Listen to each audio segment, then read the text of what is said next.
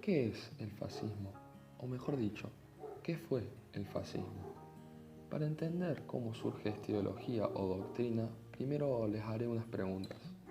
¿Ustedes saben quién fue el filósofo fundador del socialismo, o mejor dicho, el socialismo científico? Probablemente cualquiera hubiese respondido Karl Marx. Y ahora, ¿saben quién fue el filósofo fundador del capitalismo? Si bien el capitalismo no encuentra a su fundador en un pensador, sino en las relaciones productivas de la sociedad, se lo reconoce de cierta manera a Adam Smith como su fundador, cosa que la mayoría de la gente ya conoce. Pero ahora les hago una última pregunta. ¿Quién fue el filósofo fundador del fascismo? Probablemente casi ninguno de ustedes pueda responderme esta pregunta, pero paso a presentarlo. Su nombre era Giovanni Gentile. Nació en Castelvetrano, Italia, en 1875. Fue uno de los filósofos más influyentes del mundo en la primera mitad del siglo XX. ¿Por qué nadie o casi nadie sabe su existencia? Fácil, porque los historiadores lo hicieron desaparecer. Ahora veamos qué decía el filósofo fundador del fascismo sobre el fascismo. Gentile creía que existían dos tipos diametralmente opuestos de democracia. La primera, una democracia liberal, usaba como ejemplo a los Estados Unidos de América. La llamaba individualista, muy centrada en la libertad y los derechos individuales, y por lo tanto egoísta. La segunda, la que él recomendaba y llamaba democracia verdadera, era la cual los individuos se autosubordinaban hacia el Estado. Al igual que Marx, Giovanni quería crear una sociedad semejante a una familia, en la que todos estemos juntos por esto, por así decirlo. Veamos otros casos donde se ha reflejado esto.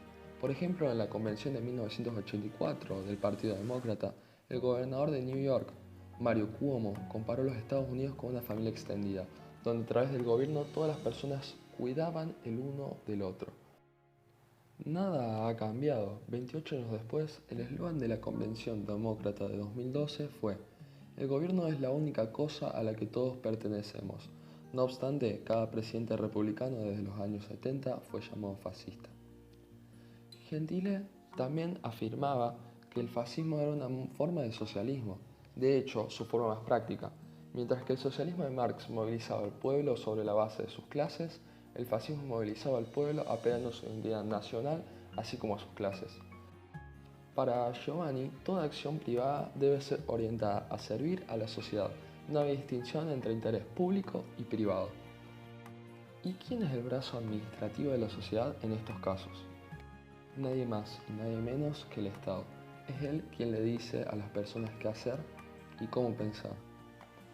Y no fue nada menos que Benito Mussolini, dictador italiano desde 1922 a 1943, quien llevó las palabras de Gentile a la acción.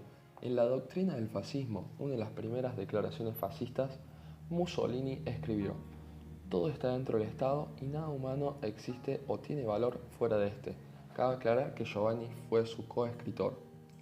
Y haciendo una parada en este personaje de la historia, muchos lo etiquetan como alguien de extrema derecha.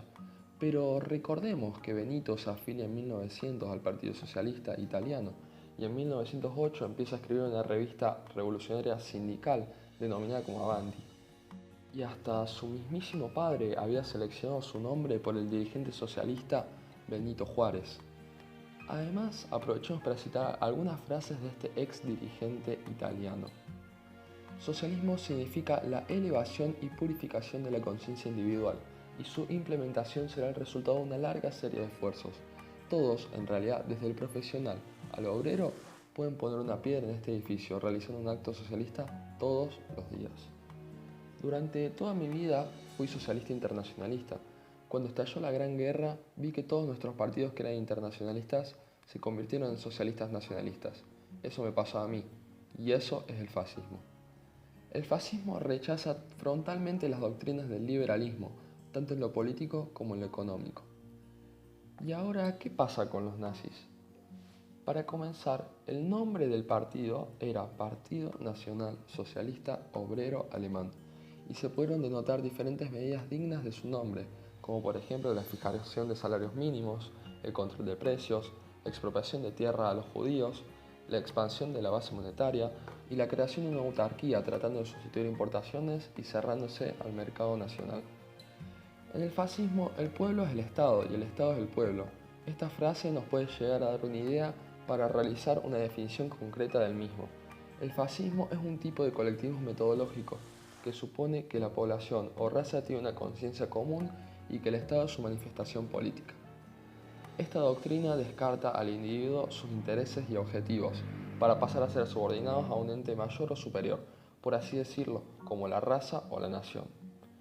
Para esta ideología, la economía y sus elementos deben estar bajo el control del Estado. Si bien no apoyaba la opinión de Marx, presentaban similitudes. Mientras que el marxismo buscaba colectivizar la economía, el fascismo busca regularla en su totalidad. Cabe aclarar también que en ambos casos la economía es planificada. Si pudiéramos resumir los puntos de la economía fascista, serían los siguientes. Proteccionismo y mercantilismo. El Estado controla inversiones, salarios, el mercado internacional, etc. Enlace entre empresas y Estado. Enorme Estado benefactor. El Estado fascista posee un enorme gasto público derivado de subsidios, obras públicas y sobre todo del ejército. Anteriormente dijimos que los historiadores hicieron desaparecer a Gentile. ¿Pero por qué? Básicamente para evitar que se reconozca la verdadera identidad del fascismo y su estrecha similitud con la izquierda moderna. Aún así, los progresistas se hartan de etiquetar a dirigentes como Donald Trump, Jair Bolsonaro, Sebastián Piñera, Boris Johnson o partidos como el de Vox como fascistas, pero si vemos la historia, las cosas son totalmente diferentes. Suscríbete al canal si te gustó el video, dale pulgar arriba y activa las notificaciones para enterarte cada vez que subo un video. También deja tu opinión o un próximo tema del cual querés que hable en los comentarios.